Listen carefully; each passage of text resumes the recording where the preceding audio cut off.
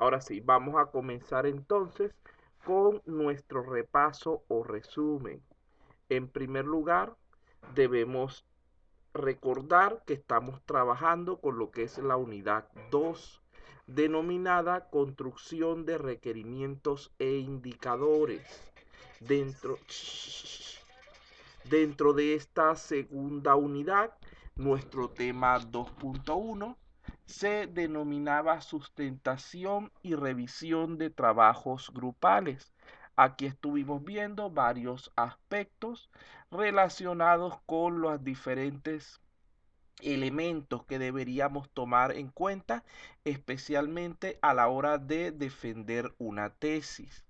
Dentro de estos elementos, entre otros tantos, hablamos, por ejemplo, de la gestión de diapositivas, donde teníamos que incluir aspectos tales como la capacidad de síntesis, el destacar lo que es los elementos más importantes, el manejo adecuado del tiempo, la estética de la presentación y los aspectos de forma de la presentación.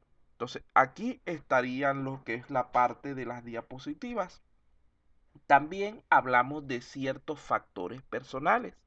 Por ejemplo, no hay que memorizar, tampoco hay que leerlo todo. Debemos tratar de controlar el miedo escénico, cuidar nuestra apariencia en el momento que vamos a hacer la sustentación, mantener una postura completa y responder a las preguntas con seguridad. Como pueden ver, allí estamos, digamos que resumiendo en pocos la mayoría de los elementos que estuvimos conversando acerca de lo que sería la sustentación de la tesis. Por otra parte, dado que estamos en este entorno virtual generado por la pandemia, también estuvimos hablando de algunas características particulares cuando la sustentación se realiza de manera virtual. En primer lugar, hablamos de que había que estar pendientes con lo que es el entorno. Esto significa comprobar los dispositivos y la conexión y elegir un espacio neutro, libre de todo tipo de ruidos y distracciones. En cuanto al tesista, tal como se hace cuando la tesis es presencial, hay que practicar primero suficientes veces. Esto para aumentar nuestra seguridad en los contenidos y para lograr un mejor trabajo en el momento que vayamos a sustentarla, así como también controlar el volumen de la voz y la expresión corporal.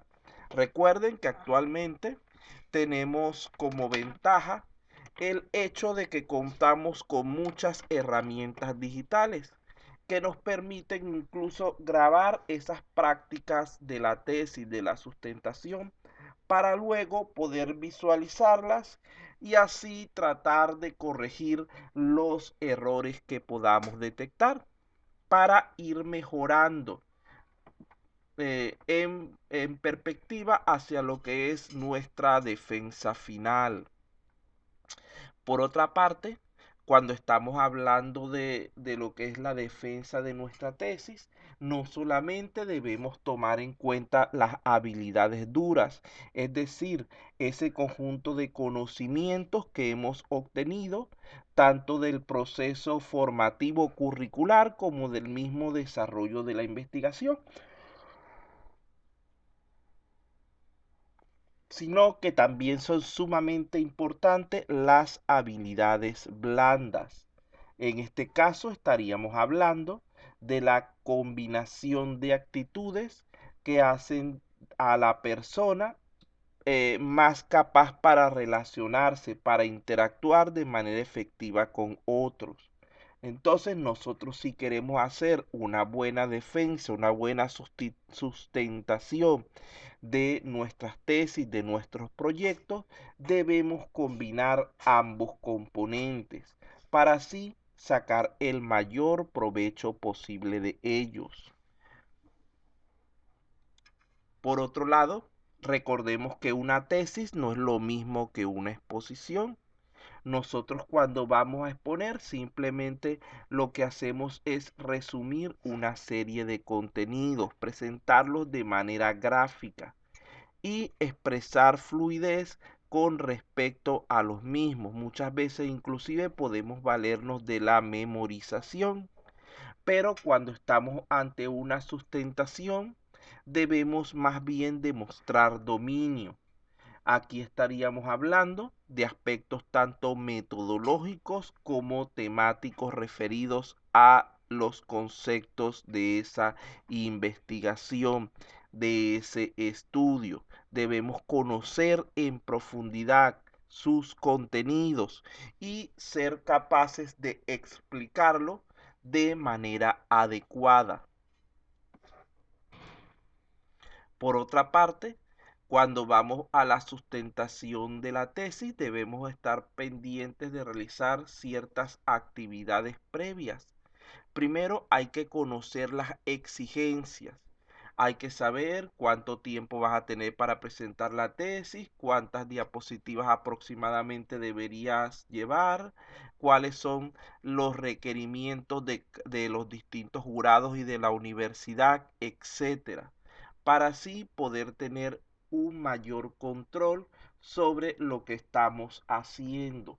Por otro lado, es una buena opción el asistir a otras defensas de tesis. Yo sé que actualmente se dificulta por la cuestión de la pandemia, etcétera, pero es muy probable que si buscamos por internet, por algún tipo de los medios disponibles o consultamos con la universidad al respecto, pudiéramos hallar los medios para ver grabaciones de tesis que ya se hayan sustentado, especialmente aquellas donde los jurados sean los mismos que nosotros vamos a tener durante nuestra defensa de tesis.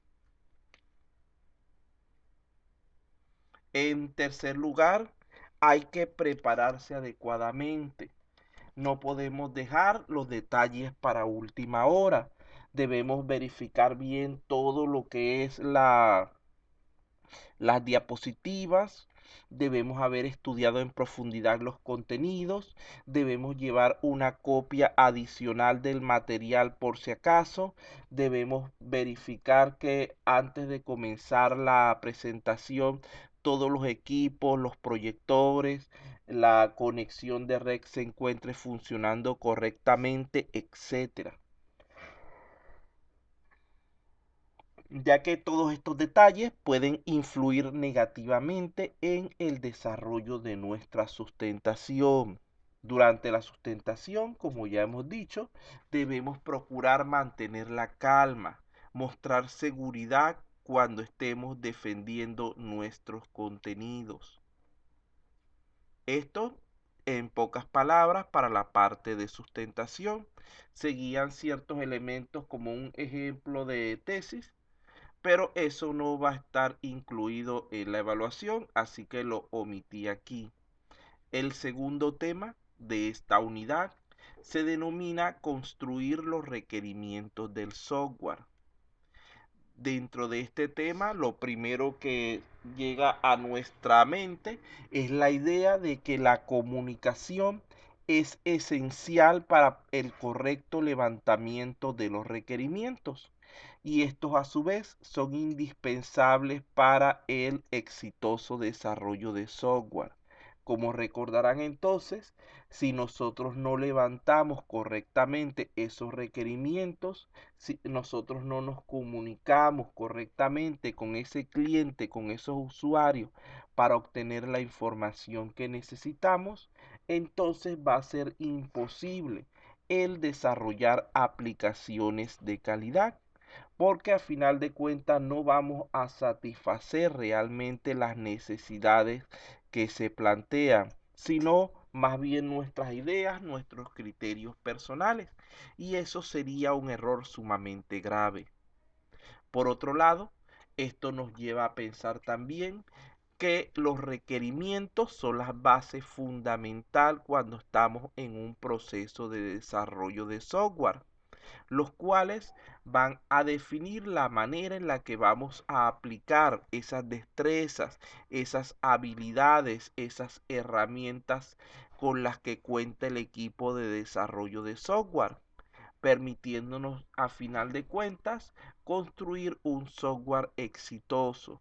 Pero todo esto se encuentra envuelto dentro de lo que es la comunicación constante y eficiente con el cliente, para que él primeramente nos suministre los requerimientos y además de esto vaya validando todos los entregables del proyecto, lo cual nos permitirá asegurar realmente que estamos cumpliendo con lo que él necesita.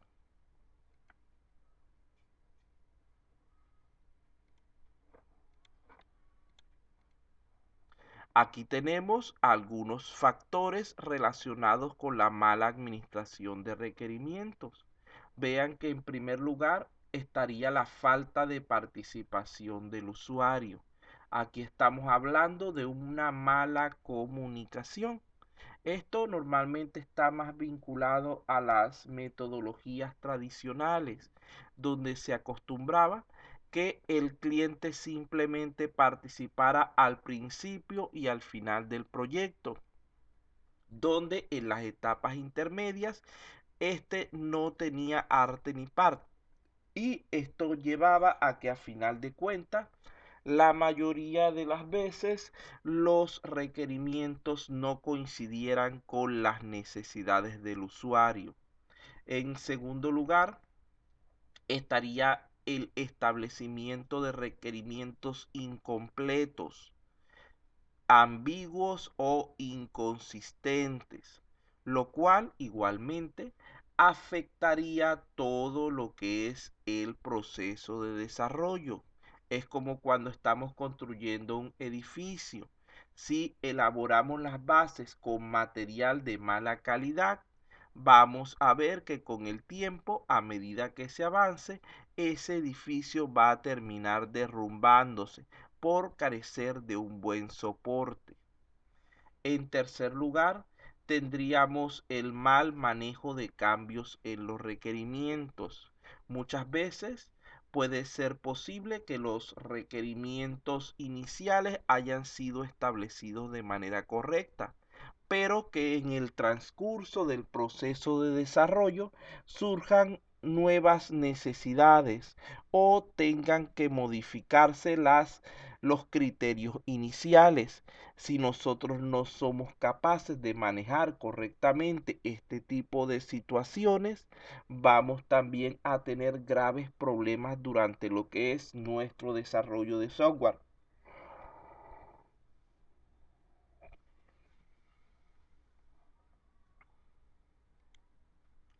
Por otra parte, debemos recordar que un requerimiento es una capacidad, una condición que el sistema debe cumplir. Esto no solamente se limita a funciones, es decir, a lo que el sistema debe hacer, donde estaríamos hablando de requerimientos funcionales, sino también que abarca esas restricciones, esas limitaciones que debemos respetar, las cuales forman parte generalmente de los requerimientos no funcionales. Por otra parte, debemos recordar que todo buen requerimiento debe cumplir con 6 características básicas. La primera es que debe estar especificado por escrito.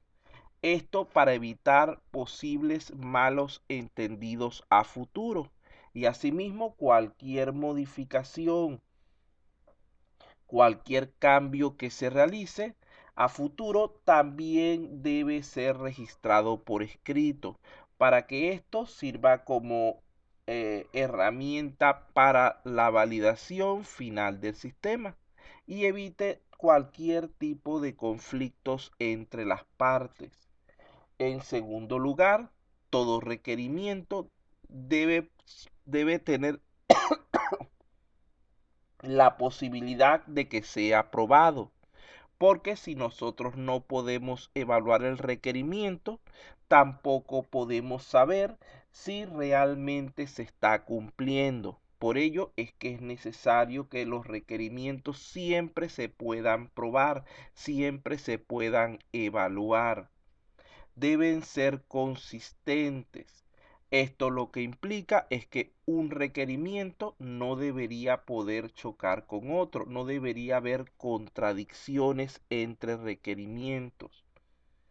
En cuarto lugar, debe ser conciso, debe ser fácil de leer y entender para la persona a quien le corresponda dicha función, llámese usuario, llámese diseñador, etcétera.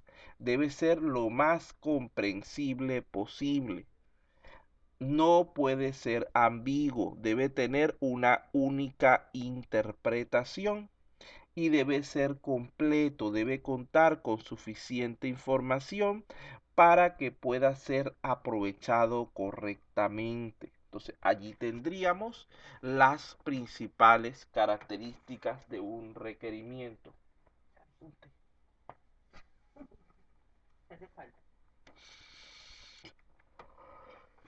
Bueno, continuamos entonces. Después de allí, lo siguiente que tenemos sería el pensar un poco cómo las actividades fundamentales del desarrollo de software tienen que ver con los requerimientos. En primer lugar, debemos recordar que durante la fase de comunicación es donde levantamos esos requerimientos, donde obtenemos dicha información del cliente en su lenguaje natural, que normalmente se corresponde con lo que es el lenguaje técnico del negocio. Es decir, por ejemplo, si estamos hablando de un abogado, sería lenguaje jurídico. Si estamos hablando de un médico, lenguaje de la rama de salud y así sucesivamente. Y recordemos que nosotros muchas veces no dominamos este tipo de lenguajes. Por lo tanto, puede presentar para nosotros ser una limitación. Vamos a ver entonces hasta este punto qué tanto han captado, qué tanto se recuerdan. En primer lugar, ¿quién puede decirme qué es un requerimiento en pocas palabras?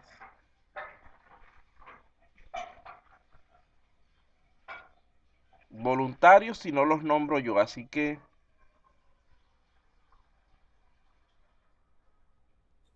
Una necesidad a ser satisfecha, ¿no? muy bien, esa sería una definición. Un requerimiento puede ser una necesidad del usuario que debe ser satisfecha por el sistema. ¿Algún otro que tenga otra idea? ¿Alguien que pueda complementar? Puede ser una especificación, pero dicha en palabra natural, en lenguaje natural, digamos, del negocio, o sea, del usuario. Muy bien, O sea, muy bien. Entonces el requerimiento viene a ser una necesidad, una especificación del usuario planteado en su lenguaje natural. Y recuerden que no se limita solamente a lo que serían funciones, cosas que el sistema deba hacer, sino también debe incluir las limitaciones del sistema, es decir, sus restricciones. En términos sencillos, podemos entonces nosotros resumir la definición de requerimiento como una capacidad o una condición que debe cumplir el sistema. ¿Quién establece los requerimientos? ¿Será el usuario o será el sí, desarrollador? el usuario. El El usuario, muy usuario. bien. Aunque estas son preguntas que ustedes ya conocen porque las vimos la semana pasada. ¿En qué lenguaje se presentan normalmente los requerimientos?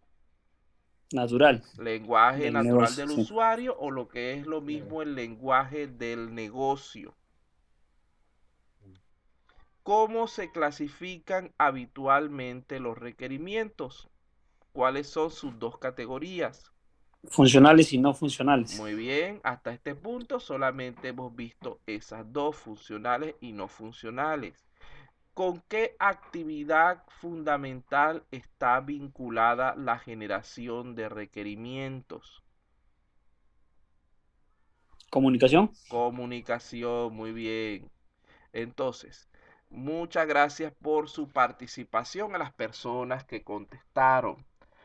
Aquí podemos ver entonces que los requerimientos no son obvios, son difíciles de expresar en palabras. Pueden ser muchísimos requerimientos, lo cual complicaría el trabajo. Pueden cambiar durante lo que es el desarrollo del proyecto. Como pueden ver, existen muchísimas limitaciones que van a estar relacionadas con el trabajo con requerimientos. Por eso es que debemos ser sumamente cuidadosos y detallistas al respecto. Repito, porque es fundamental el contar con unos buenos requerimientos si queremos realizar un buen desarrollo de software. Cuando hablamos de la gestión de requerimientos, hemos visto que cuenta con 4 etapas fundamentales. La primera sería la obtención o identificación del requerimiento.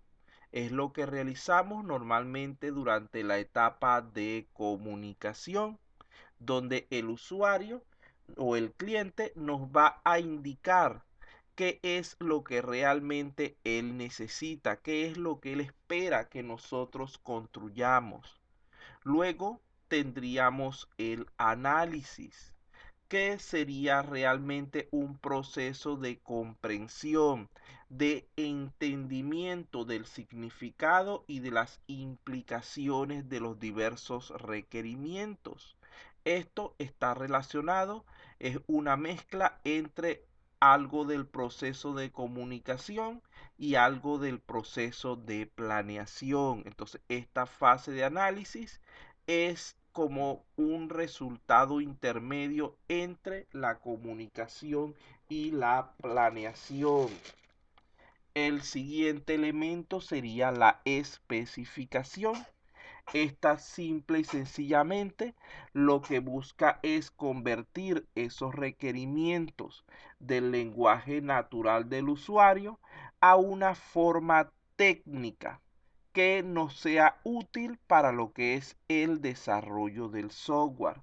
Allí estaríamos hablando de la documentación del registro de dicho requerimiento de manera formal. Finalmente, pero no por ello menos importante, más bien diría que es más importante porque podría abarcar inclusive a las otras tres, tendríamos lo que es la administración de cambios. En este punto lo que estamos haciendo referencia es al proceso que tiene que darse para poder que los requerimientos puedan ir evolucionando junto con el desarrollo de software. Recuerden que vivimos en un mundo sumamente cambiante y todos estos cambios pueden generar transformaciones en las necesidades que originaron el proyecto, lo cual a su vez estaría relacionado con cambios en los requerimientos y debemos ser capaces de manejar los mismos lo más eficientemente posible. Entonces, como podemos ver, cuando hablamos de la etapa número 1, la de obtención de los requerimientos, lo que buscamos normalmente es su identificación, el conocer cuáles son los requerimientos que se plantean para el sistema. En la segunda etapa, la de análisis, lo que buscamos es su comprensión. ¿Para qué? Para poder seleccionar, jerarquizar los requerimientos y trabajar de una mejor manera nuestro proyecto. Cuando hablamos de lo que es la parte de especificación, Lo que buscamos es, ya teniendo un entendimiento de los requerimientos, ser capaces de explicarlos para que se conviertan en la documentación necesaria para poder generar los diversos componentes o módulos del sistema. Fíjense que cuando estamos hablando de nuestra segunda actividad, entonces estamos hablando de esa transformación de requerimientos en lenguaje natural a especificaciones en lenguaje técnico. Entonces, esto sería lo que se enfoca principalmente esa actividad de planeación. Vamos a continuar entonces revisando. ¿A qué nos referimos cuando hablamos nosotros de una especificación?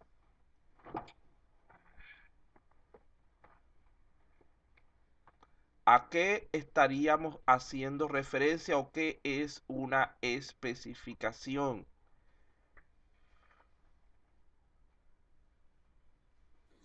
Vendría a ser ya el requerimiento, pero en lenguaje técnico. Muy bien, esa es la idea central. La especificación no es otra cosa sino la representación formal del requerimiento en lenguaje técnico. ¿Para qué? Para que sea útil para lo que es el posterior desarrollo de los modelos y la codificación final del sistema. ¿En qué lenguaje se presentan entonces las especificaciones? Lo acabamos de decir. Lenguaje técnico del desarrollador. Lenguaje técnico, ¿no? Muy bien, el lenguaje técnico, y como lo dijeron, quien se encarga de generarlas entonces es el desarrollador. ¿Con qué actividad fundamental del desarrollo de software nosotros hemos vinculado la generación de las especificaciones? Con planificación. Planificación o planeación, como lo quieran decir, es lo mismo. Ahora bien, cuando hablamos del análisis de requerimientos, lo estamos vinculando con dos actividades fundamentales, no con una. ¿Cuáles son esas dos actividades? Comunicación y planeación. Muy bien, ya que dijimos que era un elemento intermedio entre lo que es el requerimiento y la especificación. Fíjense que cuando hablamos de la administración de requerimientos, muy especialmente de la parte de los cambios, estamos hablando del proceso de seguimiento y control necesario para garantizar la correcta gestión de dichos elementos. Esto muchas veces requiere de que ciertos procesos se realicen de manera automatizada para garantizar así una mayor eficiencia. Estaríamos hablando en este caso del almacenamiento de los requerimientos, de la administración de los cambios y de lo que es la administración del rastreo, es decir, del seguimiento requerido, muy especialmente estas dos últimas. La administración de los cambios y el seguimiento son bastante engorrosos de hacer de manera manual. Casi siempre es de gran utilidad buscar herramientas automatizadas que nos ayuden en dicha labor. Fíjense que, por otra parte, cuando estamos hablando del proceso de gestión de cambios en los requerimientos, debemos cumplir por lo menos las tres fases, etapas o actividades, como quieran llamarlas, que tenemos en pantalla. En primer lugar, cuando se recibe la solicitud de cambio, debemos evaluarla correctamente para verificar los efectos que va a tener dicho cambio sobre todo nuestro sistema. Aquí es donde entra en gran importancia lo que es la trazabilidad de los requerimientos. En segundo lugar, Una vez que ya hemos analizado cuidadosamente dicha información, procedemos a exponer o a presentar nuestros resultados ante el cliente. Si el requerimiento no es factible de implementar, debemos llegar a un acuerdo sobre el siguiente paso a realizar, el cual podría ser el continuar sin tomar en cuenta dicho requerimiento o también el detener lo que es el desarrollo si ese requerimiento resulta demasiado crítico que lo tenga el sistema. Por otra parte, también puede darse el caso de que el requerimiento sea aceptado, es decir, que pueda ser gestionado correctamente dentro de lo que es nuestro proceso de desarrollo. En ese caso, también hay que sentarnos nuevamente con el cliente para validar, para ajustar los nuevos costos que podría implicar dicha modificación, así como los ajustes al calendario pertinentes. Vean que, como les dije, no siempre es necesario o recomendable el aceptar los requerimientos del cliente, ya que un cambio a última hora podría afectar negativamente todo lo que es el sistema que estamos construyendo y por lo tanto podría no valer la pena realizarlo. Entonces hay que ser muy cuidadosos en ese aspecto. Una vez que ya el requerimiento fue aceptado y se definieron los nuevos parámetros del sistema, lo que se procede es a la implementación, es decir, a llevar eso a lo que es la práctica, donde no debemos olvidar lo que es registrar, documentar todas esas modificaciones dentro de los elementos correspondientes, llámese matriz de trazabilidad, lista de especificaciones, etcétera, para así mantener nuestro correcto control, seguimiento de todo el proceso. Fíjense que hemos hablado varias veces de trazabilidad. Allí hay dos cosas importantes que debemos tener en cuenta. La primera es que todos los requerimientos deberían ser trazables para poder así mantener la consistencia entre los distintos elementos del proyecto.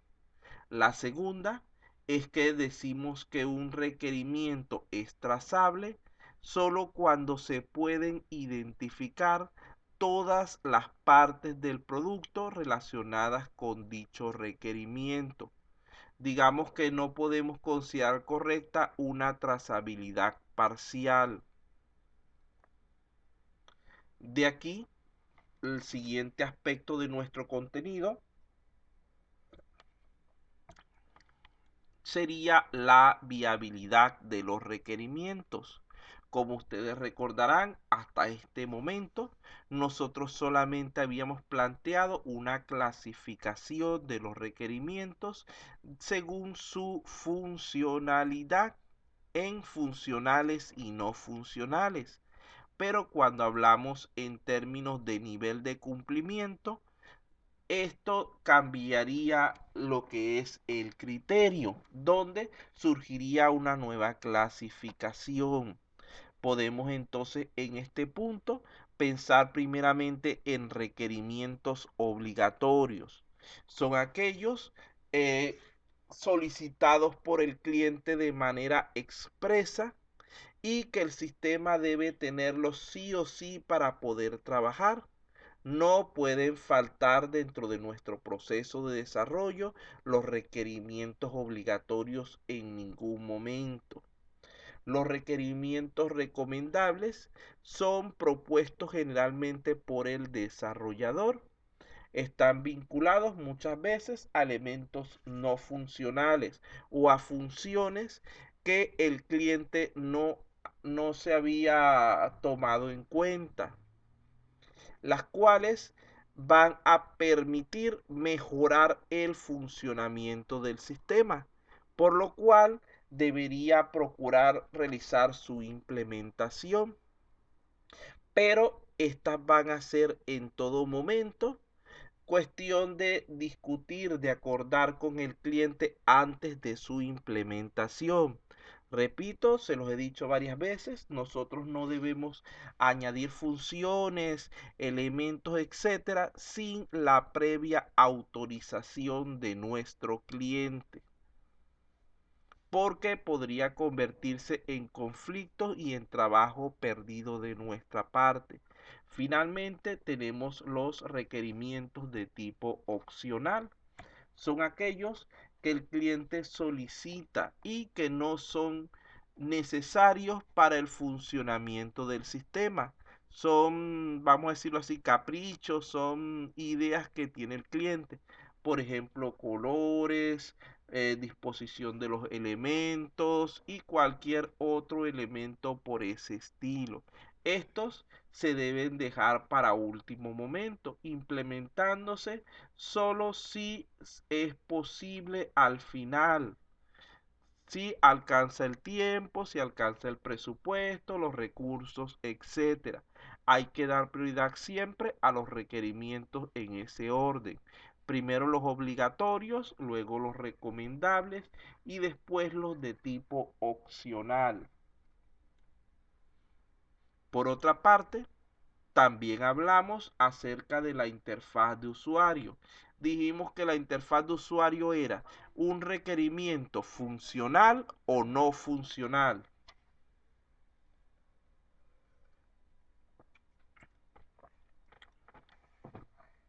La interfaz de usuario generalmente es un elemento de tipo funcional o no funcional.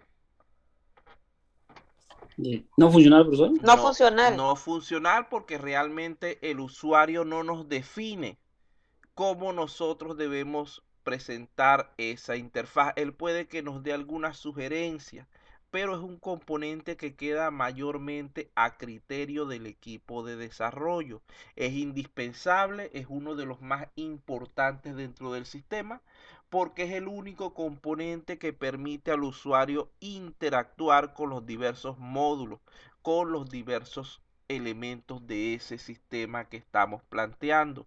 El usuario no se va a meter con el código fuente, no se va a meter directamente con la base de datos, sino siempre va a ser teniendo como intermediario alguna interfaz específica. El tema 3 habla acerca de la matriz de trazabilidad. Primeramente, definimos la gestión de requerimientos. Recordemos que esta hace referencia a un conjunto de actividades que permiten identificar, controlar y seguir los requerimientos y sus cambios en cualquier momento del proyecto. Fíjense que estuvimos dando este ejemplo. Nosotros sabemos que los requerimientos normalmente cambian con el tiempo. Por ejemplo, cuando surgieron los celulares, el requerimiento inicial era comunicación, el poder tener un dispositivo que sin tener que depender de una línea de cable, de una línea fija, nos permitiera comunicarnos con otras personas. Como ustedes recordarán, es un dispositivo generalmente bastante grande, relativamente pesado, incómodo, etc. Luego que se logró cumplir con este requerimiento, el mismo comenzó a estar acompañado de otros requerimientos. Fíjense que después comenzó a darse prioridad a lo que es la portabilidad, es decir, reducir el tamaño y el peso de los dispositivos de comunicación celular, hasta que llegamos a cierto punto donde fueron minimizados en lo posible. A partir de ese momento, vean que fueron también cambiando el tipo de pantalla. Ya no solo eran para comunicación por llamadas de voz, ya empezó a entrar en juego más lo que eran también los mensajes de texto.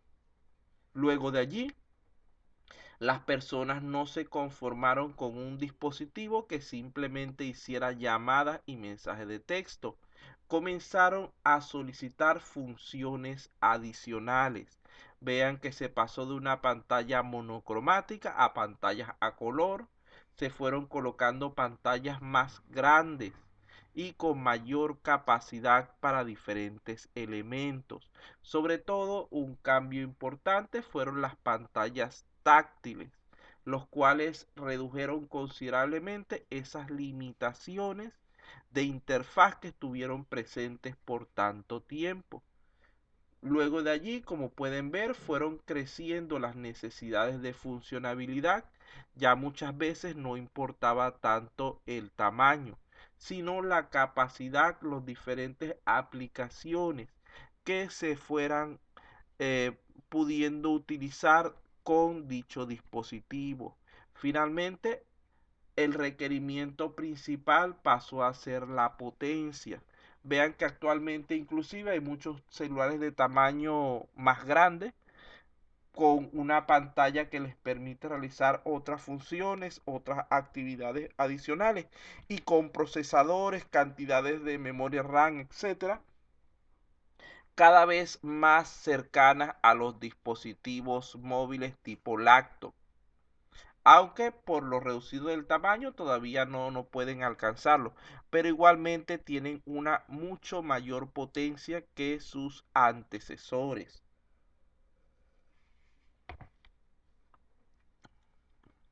De allí que podemos considerar la matriz de trazabilidad como una herramienta que permite alinear los requerimientos del proyecto con los objetivos descritos en lo que es su alcance. Fíjense que cuando nosotros estamos hablando de requerimientos, vamos pasando por diferentes niveles. Primeramente tenemos que pensar en los requerimientos del negocio. Estos requerimientos son de tipo general, pudiendo ser tanto funcionales como no funcionales. Son válidos para cualquier empresa que trabaje en la misma rama de actividad, es decir, son comunes. Por ejemplo, si tenemos dos tiendas, ambas van a tener la necesidad de un módulo administrativo, de un módulo de ventas, de un módulo de compras. Luego tenemos los requerimientos del usuario. Aquí estamos hablando de requerimientos de carácter particular relacionados con lo que es la parte funcional. Aquí es donde habíamos dicho que, por ejemplo, cada tienda tiene sus características diferentes y así como necesita un módulo de compra en todos los casos, no siempre tienen que ser exactamente iguales. Hay algunos que pueden contar con ciertas herramientas adicionales, mientras que hay otros que pueden omitir ciertos elementos, siempre tratando de personalizar sus sistemas para lograr maximizar las ventajas competitivas. Luego de allí serían los requerimientos del sistema o del desarrollador. En este caso estamos hablando de elementos complementarios que se necesitan para poder garantizar que esa aplicación trabaje correctamente. Es decir, estamos hablando de componentes no funcionales.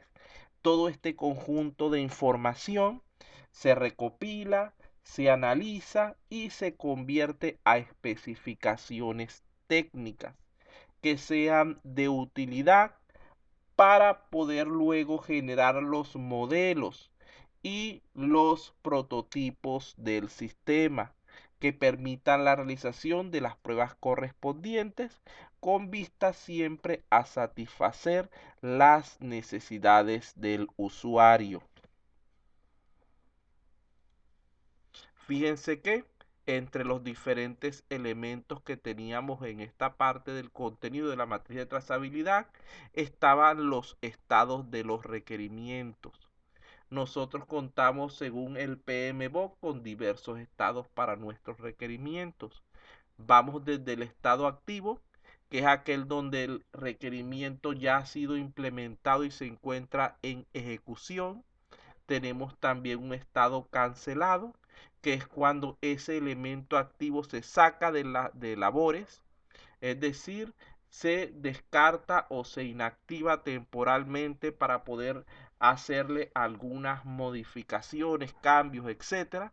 Tenemos el estado diferido, generalmente se aplica a requerimientos de baja prioridad, donde se posterga su implementación hasta haber terminado con aquellos componentes críticos. Tenemos el elemento agregado, que es aquel que se ha identificado, pero aún debemos evaluar para ver si es conveniente su implementación. Una vez que se logra determinar que es conveniente dicha implementación, ese requerimiento pasaría al estado de aprobado, es decir, está aceptado para lo que es su construcción. Luego de allí podemos pasarlo a un estado de asignado, que es cuando se le atribuye a una persona la responsabilidad de gestionar dicho requerimiento.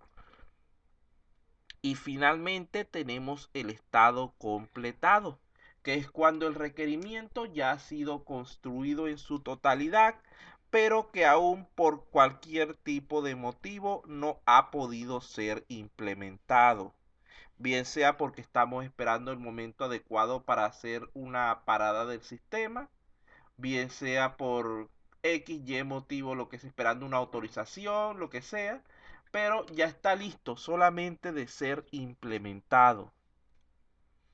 Además de esto, dijimos que la matriz de trazabilidad cuenta con una primera versión, una versión inicial y una serie de versiones posteriores, que sería una o más, hasta llegar a su versión final.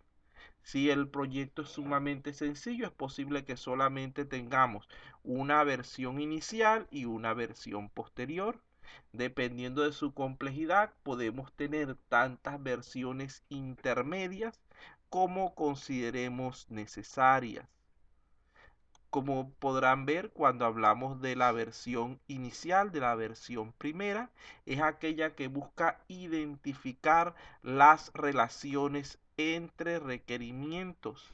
Es decir, ella pretende convertir esos requerimientos en especificaciones técnicas.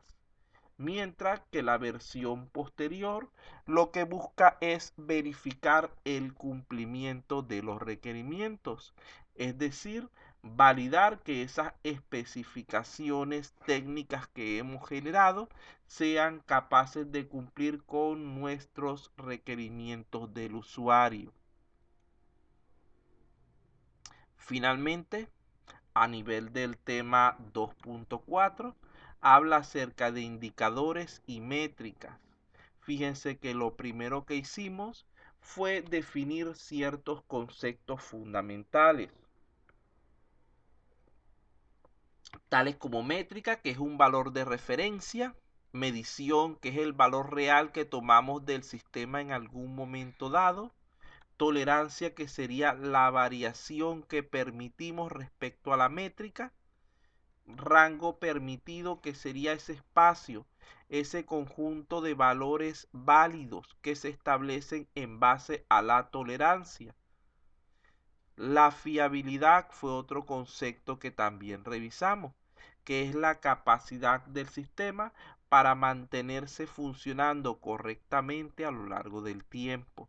Y hablamos de la tolerancia a fallos, que sería la capacidad del sistema para recuperarse después de que se ha producido cualquier tipo de falla.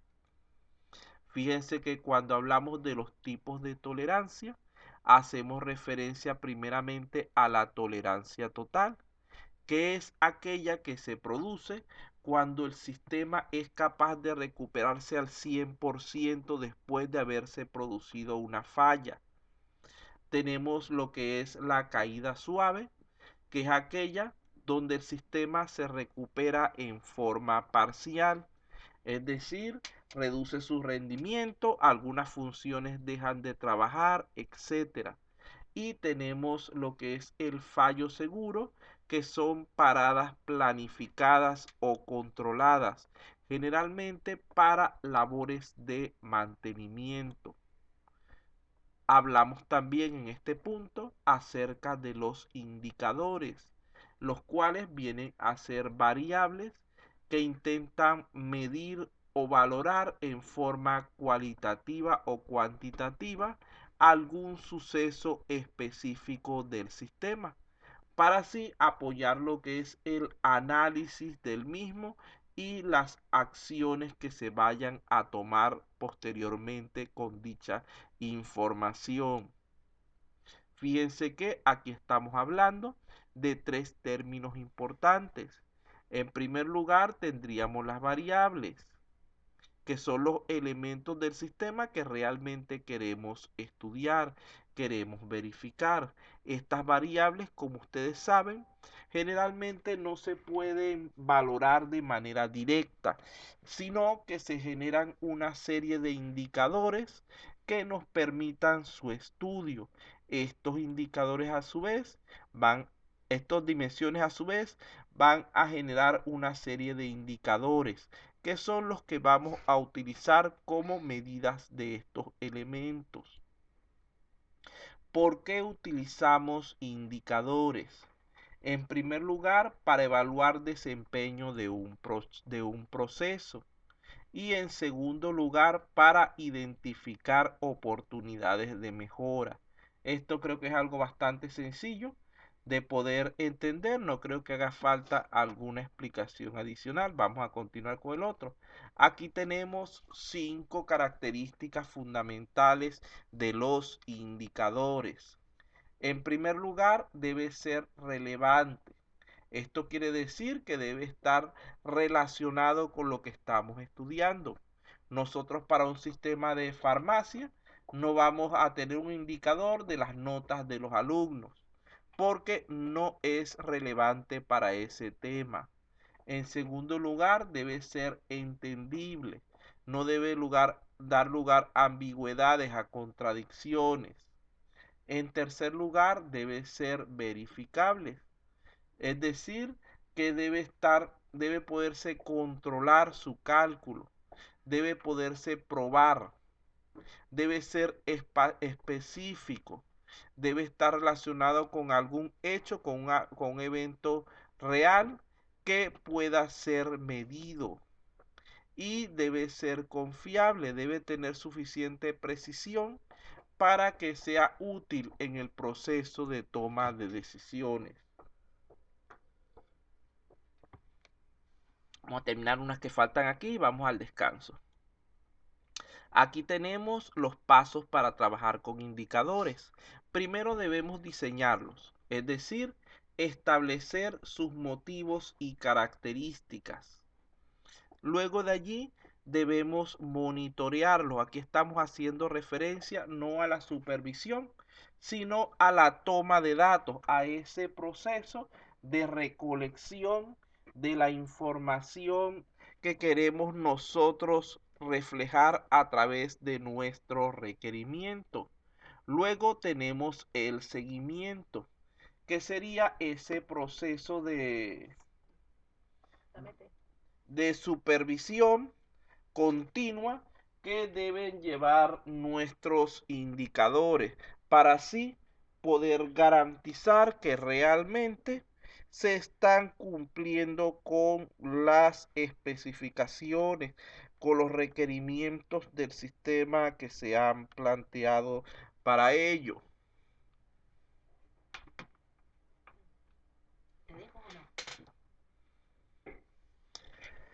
Finalmente, tendríamos lo que es la evaluación.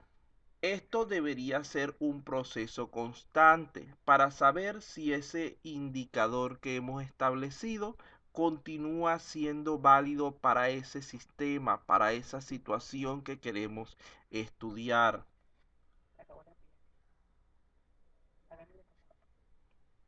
Fíjense que tenemos por otra parte algunas características importantes de los indicadores. Los indicadores deben presentar disponibilidad. Los datos que queremos nosotros recolectar por medio de ellos deben ser posibles de ser alcanzados. No es posible utilizar un indicador cuyos datos no estén a nuestra disposición.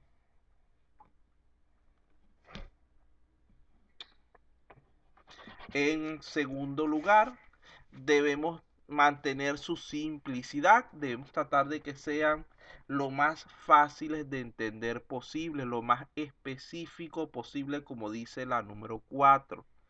Debemos tratar de mantener su validez, que estén relacionados con el tema que estamos estudiando. Su confiabilidad, que tiene que ver con su precisión. La sensibilidad, que es la capacidad que tienen ellos para poder medir ese fenómeno que estamos estudiando. Y finalmente su alcance. Nosotros podemos ver diversos tipos de clasificaciones para los indicadores, pero básicamente en todas entran estas 4 categorías que tenemos en pantalla, que serían indicadores de gestión, indicadores de resultado o producto, indicadores de efectos e indicadores de impacto. Recordemos que cuando hablamos de la calidad de un producto, estamos hablando de un valor subjetivo que va a estar íntimamente ligado con lo que es la percepción del usuario acerca del sistema, la cual puede verse tanto durante la construcción como durante el uso de la aplicación correspondiente. Por ello, debemos tratar de asegurar esa participación del cliente dentro del proceso de desarrollo de software para así garantizar la mayor aceptación posible del mismo respecto a lo que estamos haciendo. Finalmente, dentro de este tema se habla de o se introducen algunas métricas básicas para el desarrollo de software. Estaría el tamaño contado en líneas de código, los puntos de función o soluciones que puede brindar el sistema al usuario y la complejidad ciclomática. Todos estos elementos pueden usarse como referencia a la hora de evaluar un sistema, aunque realmente en la actualidad el más valedero es el segundo, porque es el único de los tres que fomenta lo que es la reutilización de los componentes y la optimización del código. ¿Alguna pregunta respecto a esta unidad número 2?